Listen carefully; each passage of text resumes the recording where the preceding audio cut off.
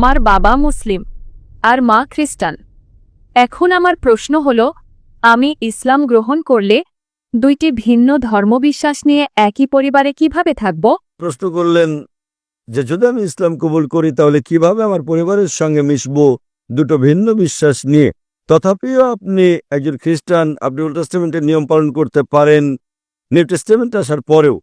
Old testament ও new টেস্টামেন্টের মতো কিছু থাকলে লাস্ট টেস্টামেন্টও আছে।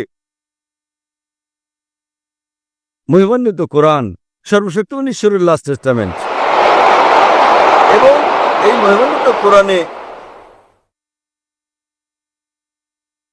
একজন নবীও বাদ যাননি যাদের নাম বাইবেলে উল্লেখ আছে।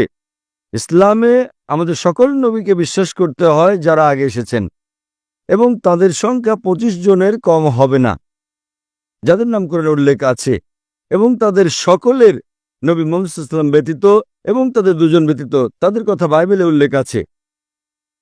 তাই আমাদের সম্মান দেখাতে হবে সর্বশক্তিমান ঈশ্বরের সকল নবীকে, এবং আমাদের প্রিয় নবী মুহাম্মদ সাল্লাল্লাহু আলাইহি ওয়াসাল্লাম বলেছেন সর্বশক্তিমান আল্লাহ পৃথিবীতে 1,24,000 পয়গম্বর পাঠিয়েছেন। তাই যদি আপনি মুসলিম হন, আপনার কোনো নবীকে অসম্মান করতে হবে না যাদের নাম বাইবেলে উল্লেখ করা হয়েছে।